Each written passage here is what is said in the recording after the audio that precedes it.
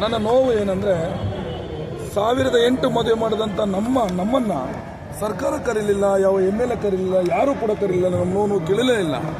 ರೈತರ ಮಕ್ಕಳಿಗೆ ಹೆಣ್ಣು ಸಿಗ್ತಾ ಇಲ್ಲ ಅನ್ನೋ ಒಂದು ಭರವಸೆಗೆ ರಾತ್ರಿ ನಾಳೆ ಒಂದಿನ ರೈತರ ಮಕ್ಕಳಿಗೆ ಹೆಣ್ಣು ಕೊಡಲಿ, ರೈತರ ಮಕ್ಕಳು ಗೋಳಾಡ್ತಿದ್ದಾರೆ ಅನ್ನೋ ಒಂದು ಭರವಸೆಗೆ ನಾನು ಇವತ್ತು 1008 ಮದುವೆ ಮಾಡ್ತೇವೆ.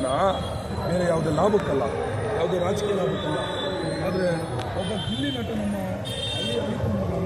ಬಿಗ್ ಬಾಸ್ ಅಲ್ಲಿ ಗೆದ್ದರು ಪ್ರತಿಯೊಬ್ಬ ಮಿನಿಸ್ಟ್ರಿಂದ ಹಿಡಿದು MLA ಅವಳೇ ಹೀರೋ ಥರ ಮಾಡಿದ್ರು. ನನಗೆ ಖುಷಿ, ತಪ್ಪೇನಿಲ್ಲ. ಯಾಕಂದರೆ ಒಬ್ಬ ಹಳ್ಳಿ ರೈತರ ಮಗ ತುಂಬ ಒಂದು ಕನ್ನಡ ಭಾಷೆಯಲ್ಲಿ ಒಳ್ಳೆ ನಟನೆಯನ್ನು ಮಾಡಿ ಕಡುಬಡತನದಿಂದ ಬಂದು ಅಷ್ಟು ಗೆದ್ದಿದ್ದಾನೆ, ಖುಷಿ ಆಗುತ್ತೆ.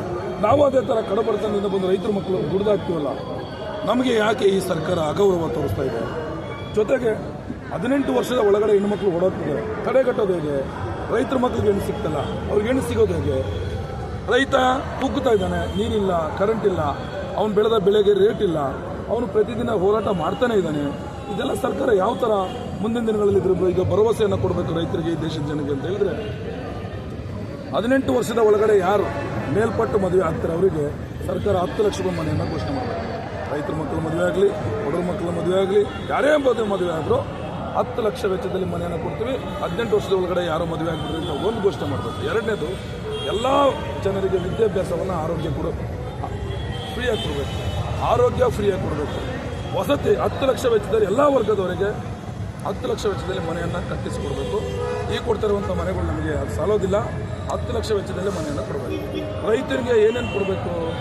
ನೀರಾವರಿಯನ್ನು 224 ಕ್ಷೇತ್ರದಲ್ಲಿ ನೀರಾವರಿ ಕೊಡಬೇಕು. ವರ್ಷಕ್ಕೆ 3 ಬೆಳೆ ಬೆಳೆದ ಅವಕಾಶ ಕೊಡಬೇಕು. ಅಣೆಕಟ್ಟುಗಳು ಕಟ್ಟಬೇಕು. ರೈತರಿಗೆ 24 ಅವರ್ಸ್ ಕರೆಂಟ್ ಕೊಡಬೇಕು. ಆವತ್ತು ಯಾಕೆ ಸರ್ ರೈತ ಬೀದಿಗೆ ಬರ್ತಾನೆ? 260 ಗ್ರಾಮ ಪಂಚಾಯತಿಗಳು, 600 ಗ್ರಾಮ ಪಂಚಾಯತಿ ಒಳಗಡೆ 6000 ಗ್ರಾಮ ಪಂಚಾಯತಿ ಒಳಗಡೆ ರೈತ ಕೇಂದ್ರವನ್ನು ತೆಗಿಬೇಕು. ಇವರು ರೈತ ಕೇಂದ್ರವನ್ನು ತೆಗೆದು ರೈತ ಬೆಳೆದ ಬೆಳೆಯನ್ನು ರೈತ ಕೇಂದ್ರ ಖರೀದಿ ಮಾಡಲಿ. ಪಾಪ ರೈತ ಬೆಳೆಯೋದಲ್ದೇ ಅವನ ಬೆಳೆ ಮಾರ್ಕೆಟಿಗೆ ಬಂದರೆ ಕಾಲಲ್ಲಿ ಕಚ್ಚಿ ತೆಗೆದು ಬಿಡ್ತೀರ. ಅವನು 1008 ಮದುವೆ ಮಾಡಿದ್ವಿ ಚಿತ್ರದುರ್ಗದಲ್ಲಿ. 1008 ಮದುವೆ ಮಾಡಿದ್ದೀವಿ.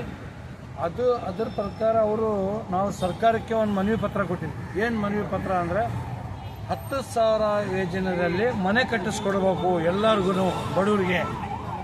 ಇದು ರೈತರಿಗೆ ಹೆಣ್ಣು ಕೊಡ್ತಾ ಇಲ್ಲ, ರೈತರು ಅಂತ ಹೆಣ್ಣು ಕೊಡ್ತಾ ಇಲ್ಲ. ಸರ್ಕಾರದ ಮನೆ ಕಟ್ಟಿದರೆ ಹೆಣ್ಣು ಕೊಡೋಕ್ಕೆ ಸಿದ್ಧ ಆಗ್ತಾರೆ. ಅದಕ್ಕೆ ಸರ್ಕಾರ ನಾವೇನು ಹೇಳ್ತಿದ್ದೀವಿ, ಸರ್ಕಾರಕ್ಕೆ ಏನು ನಾನು ಒತ್ತಾಯ ಮಾಡ್ತಿದ್ದೀನಿ, ಈ ಬಡವರು ರೈತರು ಅವರಿಗೆ ಒಂದು ಸಹಾಯ ಮಾಡಿರಿ. 1008 ಜನಕ್ಕೆ ನೀವು ಕುಟುಂಬಕ್ಕೆ ಆಶ್ರಯ ಕೊಡ್ರಿ, ಮನೆ ಕೊಡ್ರಿ ಅಂತ ಸಾವಿರಾರು ಗಟ್ಟಲೆ ನೀವು ಮನೆ ಕೊಡ್ತಿದ್ದೀರಾ. ನಾವು ಧನ್ಯವಾದ. 2 ಲಕ್ಷ ಮನೆ ಶಾಂಕ್ಷನ್ ಮಾಡಿದಾರೆ ಮೊನ್ನೆ. ಒಂದು 2,000 ಮತ್ತು ಹುಬ್ಳಿಗೆ ಕೊಟ್ಟಿದ್ದೀರ. ಆ ನೇತೃತ್ವದ ಒಂದು 1008 ಮದುವೆ ಕುಟುಂಬಕ್ಕೆ ನೀವು ರೈತರಿಗೆ ಕೊಟ್ಟರೆ ಏನೂ ಆಗಲ್ಲ. ರೈತರಿಗೆ ಕೊಡ್ರಿ ಸರ್ ಅಂತ ನಾನು ಈ ಸಂದರ್ಭದಲ್ಲಿ ಹೇಳ್ತೀನಿ. ಎಷ್ಟು ಮದುವೆ ಮಾಡಿದೆ ಸರ್? 1008 ಮದುವೆ ಮಾಡಿದ್ವಿ. ಡಿಸೆಂಬರ್ ತಿಂಗಳಲ್ಲಿ ಡಿಸೆಂಬರ್ 7ನೇ ತಾರೀಕಿಗೆ ಎಲ್ಲ ಇಡೀ ಕರ್ನಾಟಕ ಗೊತ್ತಾದಂಗೆ 1008 ಮದುವೆ ಅದ್ಧೂರಿಯಾಗಿ